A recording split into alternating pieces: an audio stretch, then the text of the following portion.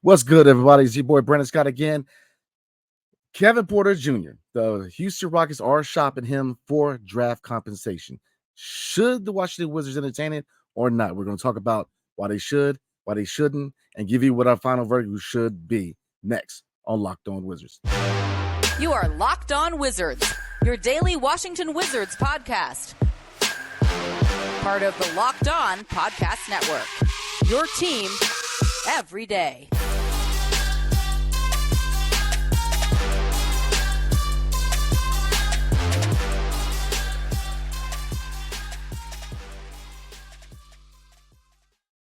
What's good, everybody? It's your boy Brandon Scott again with my guy, the real Ed Oliver. Thank you guys for making Locked On Wizards your first listen every single day. We are free and available wherever you get your podcasts and on YouTube, part of the Locked On Podcast Network, your team every single day. And let's jump right into it. Kevin Porter Jr., as you know, or you haven't, if you're under a rock, allegations of domestic dispute with his girlfriend, who is a WNBA player. So he is under investigation by law enforcement, but by also the NBA. So right now, the Houston Rockets are looking to deal him for draft compensation. And I'm going to look at a report real quick. And this is per Shams Charania.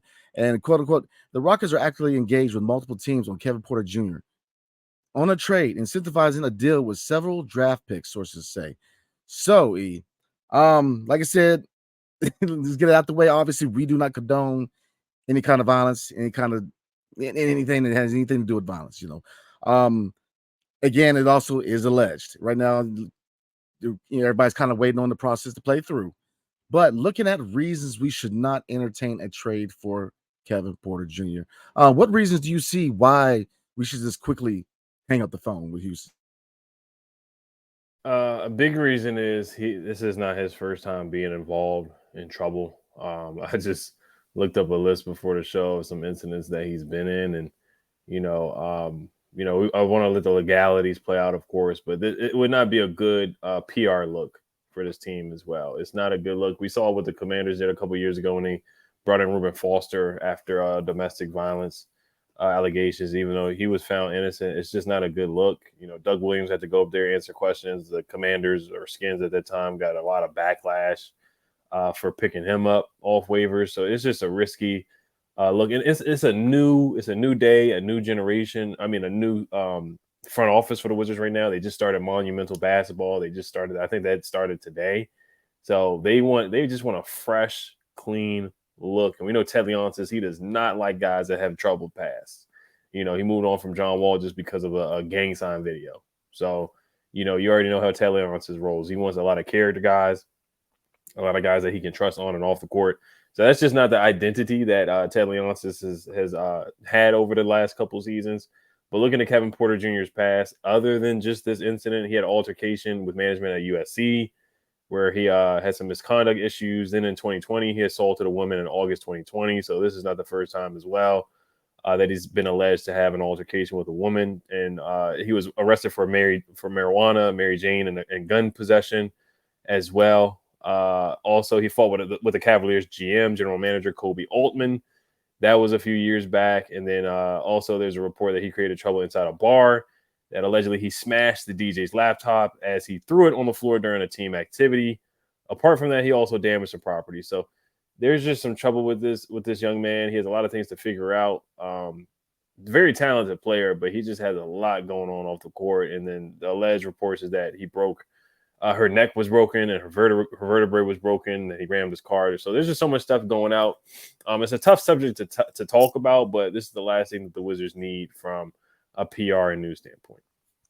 Yeah, very, very unfortunate situation. Like I said, anything that deals with violence, especially domestic violence, is just it's a no-go, man. It shouldn't happen. Like I said, it's alleged. I'm not gonna get into that portion of it. Basically, what I want to talk about is the basketball side, the business side of it, but that has a lot to do with it, unfortunately. This is a rebuilding team where they're trying to install a certain culture. They brought in Taj Gibson, hate it or love it. He was brought in for leadership purposes. So you need leadership. You need people that are going to set an example. If you look, he had issues at USC, he had issues in Cleveland, he had issues in Houston. So I mean, how many times, how many chances do you get? I mean, to take that step on the premise that he might figure it out, even if he, gets out from the charges. I mean, still, how many, he's had an issue every stop he was at. We don't need that in our culture as far as what we're trying to instill in this organization. So it's just overshadowed what we got going on right now, which is putting the attention on the young guys and pushing the attention on Kyle Kuzma and Jordan Poole as leadership on this team. It would just be that ugly shadow over the team that these young guys don't deserve, man. They definitely need the attention on them. You know what I mean? So I just, it just wouldn't be a good fit, man. I don't see where it fit. And I know we're going to look at certain reasons why they could entertain it, but I don't see the positive of it, because it really doesn't do anything for the culture.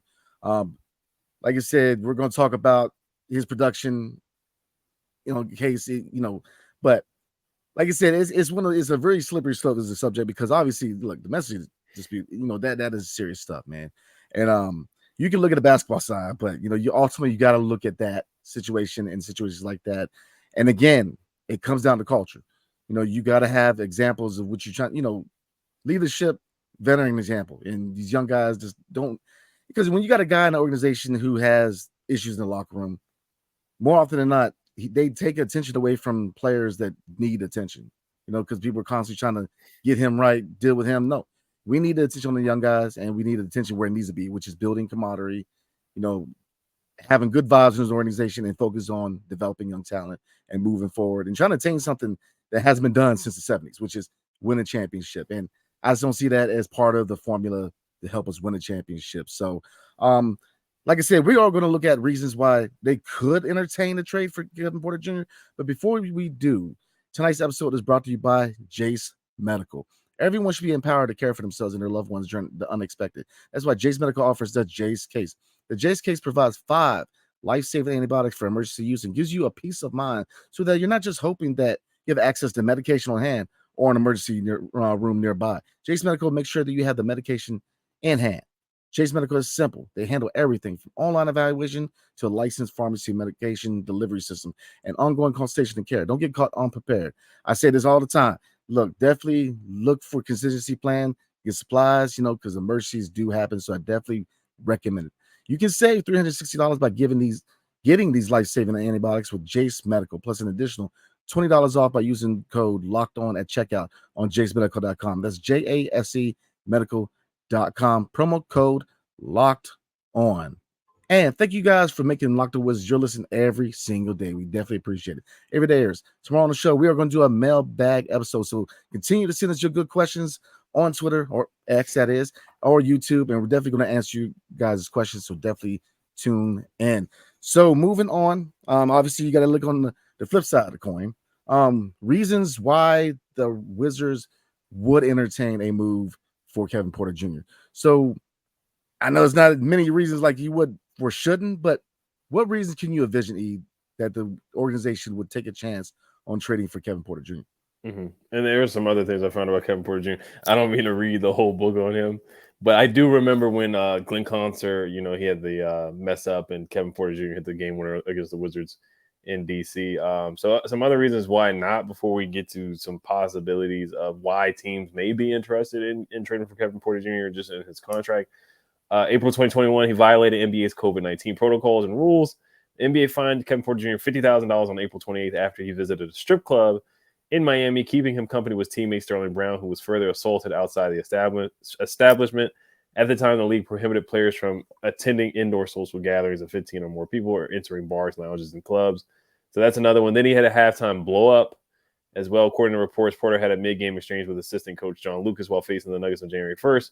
The guard threw an object at the coach and had to be separated from him. The team listed him as questionable to return to the game, though it was later reported he went to his car and drove home. So, yeah, there's just a lot of things with Kevin Porter Jr., a lot of things other than the alleged strangulation with the former WNBA player that I think she played for the Dallas Wings or something like that. Her sister was married to Dwayne Haskins, rest in peace. So her sister played college basketball as well. I do remember that. But reasons why, and Shams reported that teams are engaged with the Rockets, so it's not. So some teams are actually picking up the phone and having that conversation because like you said about the basketball aspect, his contract is an expiring deal. You look at his contract where is it at? Spot Rack. I pull it up on Spot Rack. His 2024-25 contract is partially guaranteed, and then the 2025-2026 contract is the 2025-2026 season for his contract is non-guaranteed. They probably did that on purpose because they knew his history, and Miles Bridges was accused of domestic violence as well, and his girlfriend posted pictures of some of the bruises and that she got from an altercation with him, and he got suspended. He played, so we'll see how it plays out for Kevin Porter Jr. But that's kind of like the attractive thing with his contract. What you would do, you would trade for him. The Rockets would attach picks. I was listening to Locked On Rockets with Jackson Gatling. He said that the Rockets he said one of the players that he feels the Rockets could trade for is Landry Shamet, and that they would potentially attach a first-round pick to Kevin Porter Jr. for Landry Shamet. And we both have talked about how we would like to move on from Landry Shamet and give some of the younger guys playing time. That is something where it's like, oh, man, if we could get a first-round pick for Landry Shamet, of course we will hop on that and make sure we make that deal. But you realize the player that you're getting and Kevin Porter Jr., the backlash that you're going to get, it's just not good for your culture, not good for your organization. We want to get first-round picks, but there's other ways you can build a team. And I think Will Dawkins, Michael Winger, and Travis Schlenk are have a lot of things up their sleeve to get more draft capital and to bring in more talent other than trading for a guy that they know that they're going to immediately waive after a season to create salary cap relief. I think they can do stuff with integrity and dignity and stuff that is less controversial and to make different ways to build a better roster. I agree 100%. Now, obviously looking at the basketball side, like you said, expiring deal, you could get it first, could move on from Landry Shamet, but like you said, Ian, I think there's definitely other routes you could go to building this team up because, like I said, that type of situation is never good.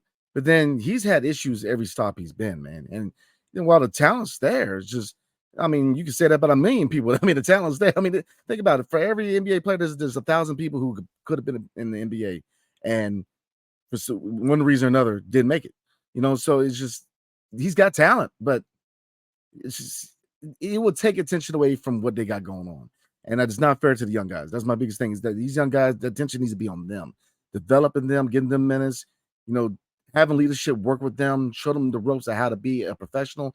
And if you have a guy who has done everything not to be a professional, it's kind of productive. I don't see.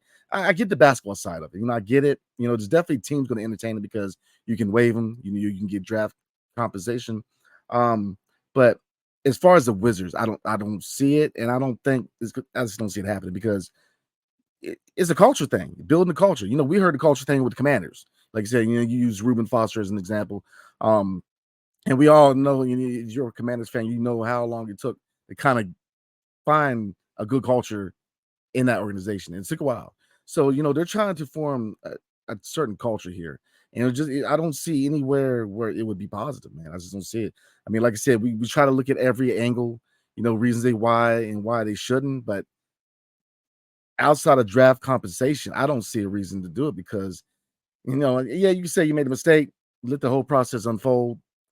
You mentioned Miles Bridges, but here's the thing, man. He's had an issue everywhere since college. He's gotten chance after chance. From what I've seen, he's been given a lot of chances, man. More than a lot of people get. Let's be real. He's gotten a lot of chances. USC had issues. He got drafted still in the first round, even though he probably should have been in the second round. The Cavs try to work with him, shipped him to Houston. They try to work with him. It's just, how many times do you need to show your true colors till you are who you are? And I'm not passing any judgment on everything's alleged. I'm not passing judgment as far as just. I'm just saying from an attitude and a locker room presence type of an opinion here. If you have an issue in how many locker rooms, why would I bring him into a situation where this young guy is trying to learn from a vet? It's kind of productive. So that's kind of where I'm at, man. I get the basketball side, but from a culture standpoint, hang that phone up, man. We can find other means to get draft picks, look, we're gonna find a way to get Shemet on another team. I just don't think this should be the route. So yeah, I'm rolling with no, man. What do you think? Yes or no?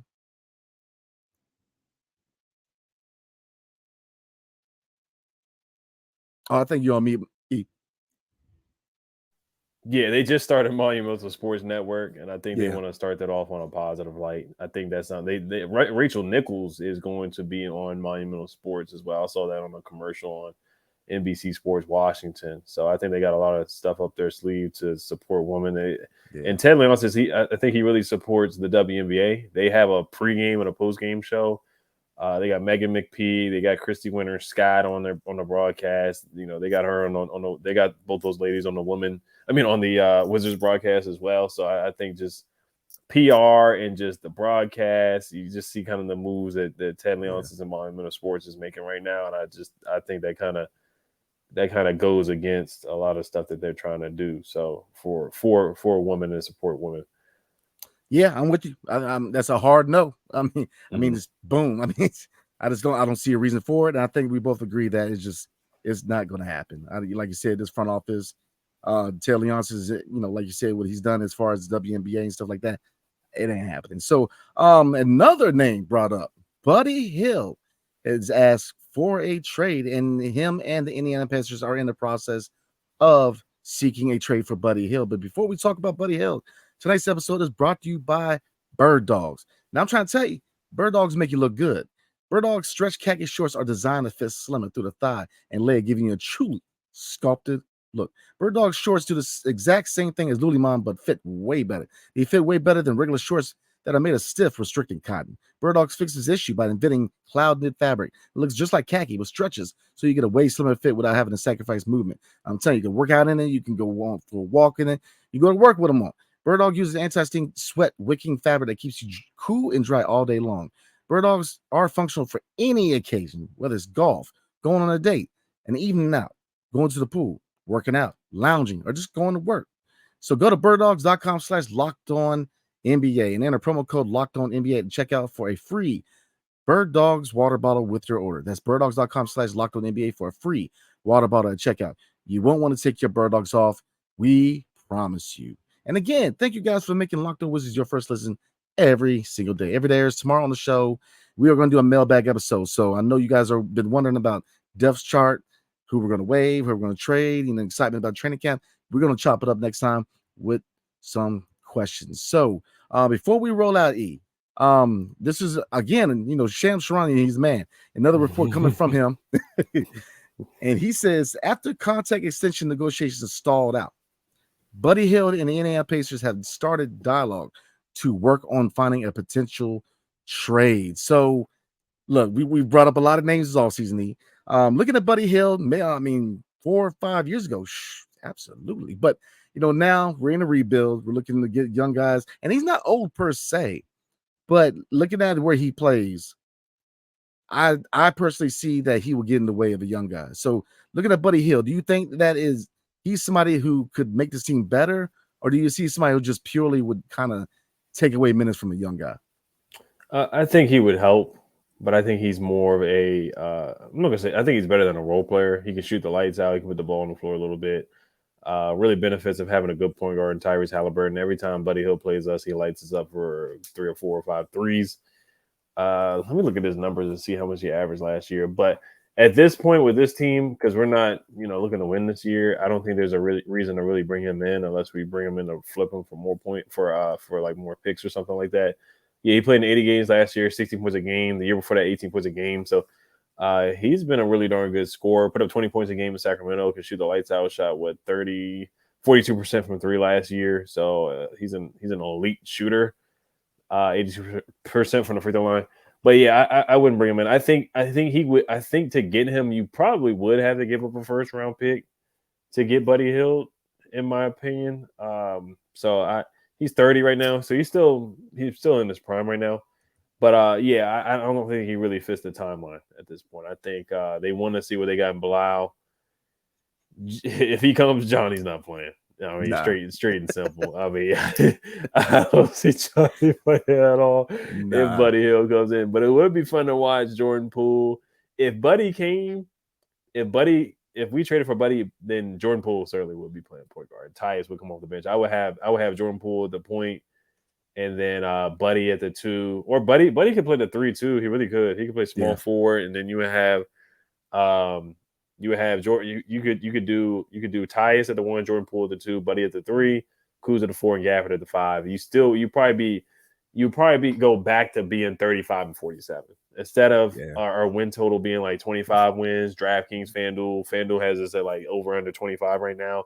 If you bring in Buddy, I would actually kind of bump it up to 30 to like around 30 to 35.